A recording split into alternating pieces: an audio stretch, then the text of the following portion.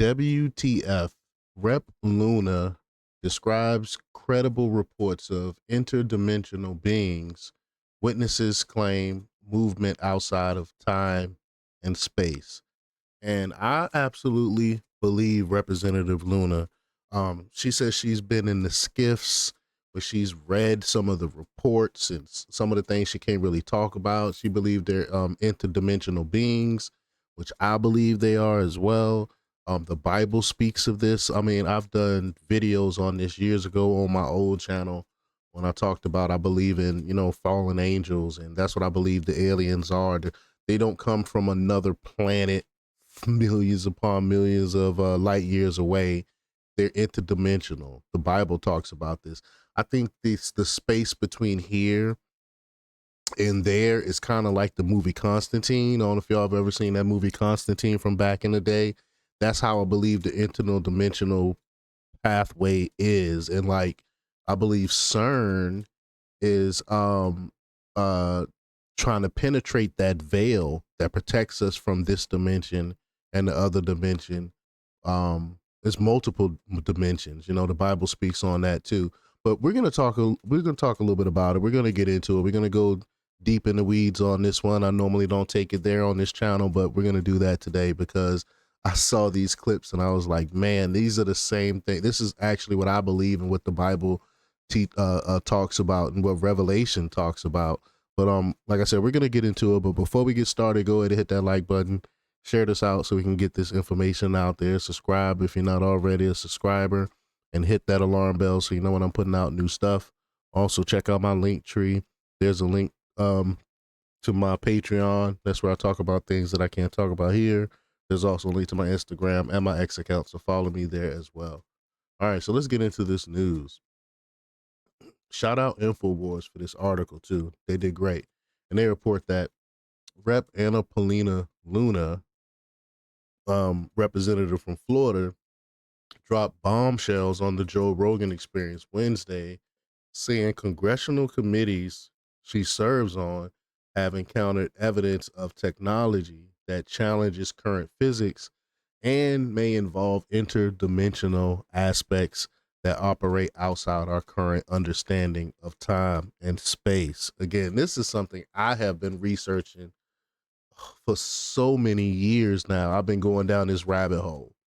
Um, she said, quote, I can also tell you, and I'm gonna get to the clip, but she said, I can also tell you this might sound crazy, but based on our investigations and stuff that we've seen, okay, there is definitely something that I think would rival what we know currently with physics and tech that potentially is out there that we don't have the ability to reproduce. Rep Luna, a member of the House Committee on Science, Space, and Technology, told Joe Rogan.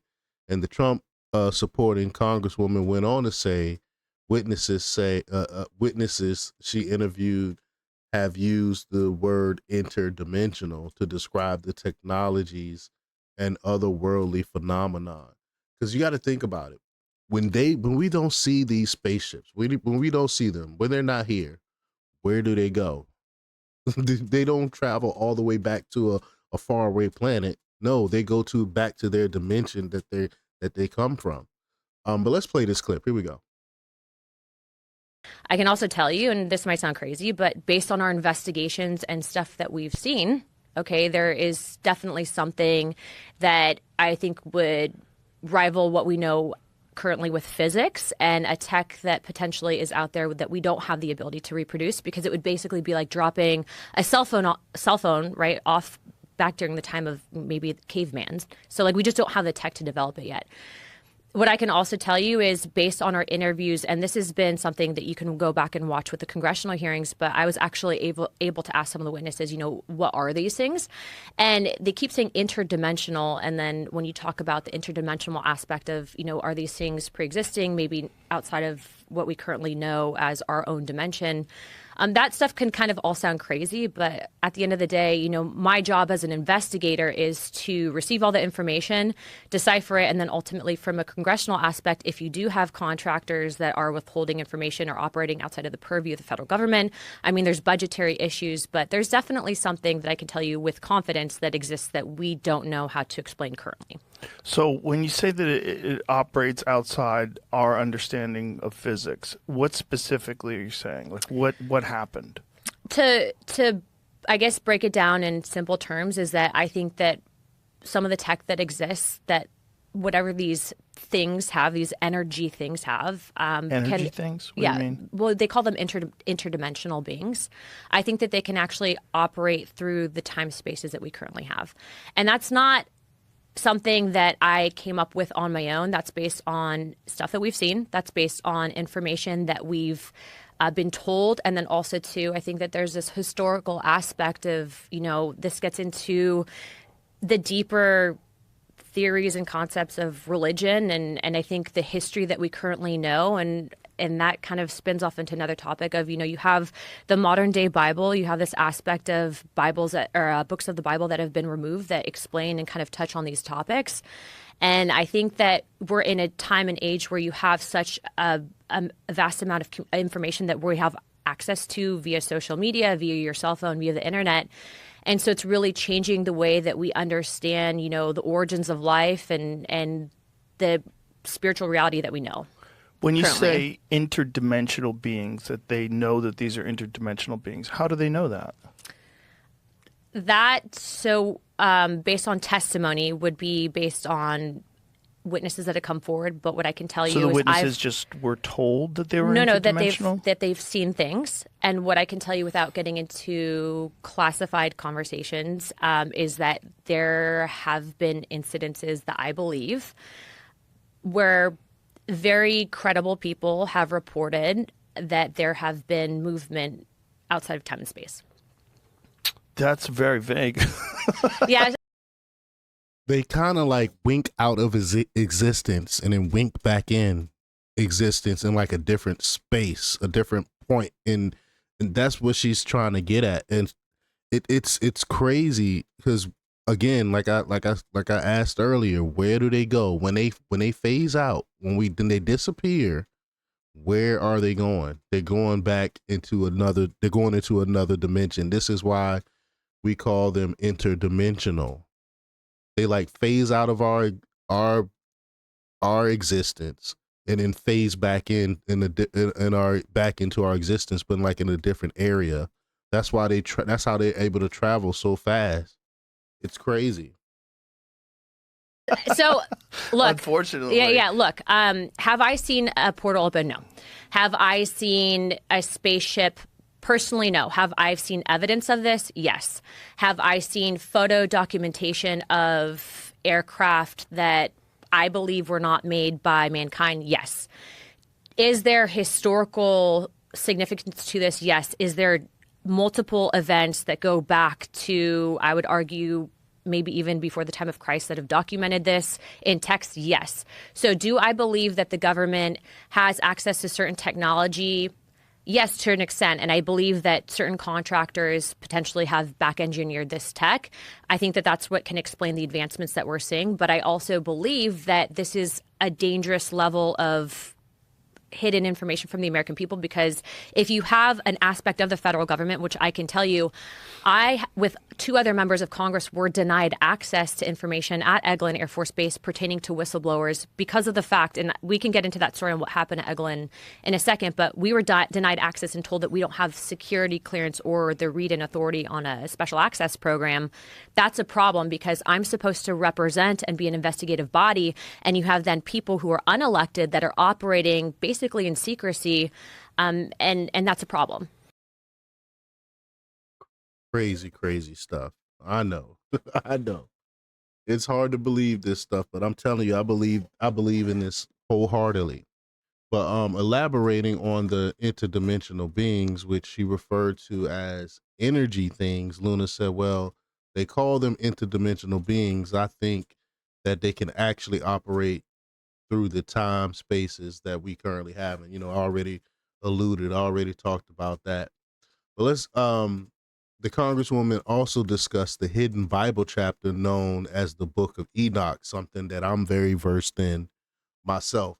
There are multiple books of Enoch, but the original one, the first one, is the only one that the Bible actually talked about or and alluded to in a couple parts of the Bible. So I do believe that the Book of Enoch is the first one, I should say, is authentic because the Bible mentions it. But let's play this clip here. Well, some of them are written by prophets, but I mean, Right. Enoch is apparently supposed to predate even the time of Genesis and Well, talk. the nuttiest one is Ezekiel. I'm telling you, Enoch is even crazier than Ezekiel. Like, explain the nuttiness of the Book of Enoch to people. Well, it's okay. So if you read it, it talks about the fall of angels, thus creating really the precursor of civilization that led to the first flood. I think that when you even go into potentially the technology that was given to mankind by these angels, it talks about the hidden beliefs and theories in astronomy, etc., metalworkings, all of it. But it really does explain, you were talking about earlier how you have a lot of these religions around the world that kind of say the same thing. This is kind of the OG text that leads to those stories that we're hearing from many religions around the world. To talk about angels mixing with mankind and then seeding a super essentially race of humans that essentially were responsible for basically damning mankind to the flood. I mean, you hear about stuff in Greek and Roman mythology, people who had these super crazy powers. And you talk about it out loud and it sounds crazy, but that's what the book says. And then the fact that it was taken out and then it's poo-pooed, yet you have one of the oldest religions in the world via the Ethiopians that actually still have it. You have, the Catholic Church that has books that are missing out of the King James Version. I'm just saying that, when you read it, you should read it and decide for yourself. Don't listen to what I'm saying. Don't listen to what you're saying, but truly give it a chance and see what you have to say. And then, you're going back to this whole concept of if you have this information pertaining to UAPs, whatever they might be, the origins. I mean, if you have a understanding of what Enoch was talking about, kind of makes sense. The really old stuff is very strange. I'm telling you, the Ethiopian Orthodox Bible, I actually had a staffer that went to Ethiopia. She was on a church trip, and she actually brought me back a copy, and she's like, you can translate it via Google Translation, so kudos to modern day technology. So I have it in my office, and actually when I did my swearing in, I actually did my swearing in on the Ethiopian Orthodox Bible. Wow. It's cool. It's direct translation. That's kind of crazy. This is nuts. I think we're probably going to be responsible for the Book of Enoch sales probably increasing on Amazon. Well, I'm going to buy it. I'm going to buy it. I need to read it now. You'll trip out if you read Enoch and then follow about the fall of mankind and the angels with, and this is Christian theology, right? So angels came down, rebelled against God, interbred with humankind. That would be, I think, a good starting point for what potentially the Anunnaki were. Well, Yeah, some of them were written by prophets. Yeah, the fallen angels. They were the Anunnaki was the fallen angels that the Bible talks about. They had sex with human women and produced the Nephilim, which were giants. Some people believe Hercules was a Nephilim, and these Greek gods and stuff like that were fallen angels or Nephilim, or the spring of the offspring of them. Like, it goes deep. I've been researching that stuff for years. But y'all let me know what y'all think about all this. Leave y'all comments down below. Like, share, and subscribe. And check out jjthepsychotherapist.com for the latest in news. Until next time, peace.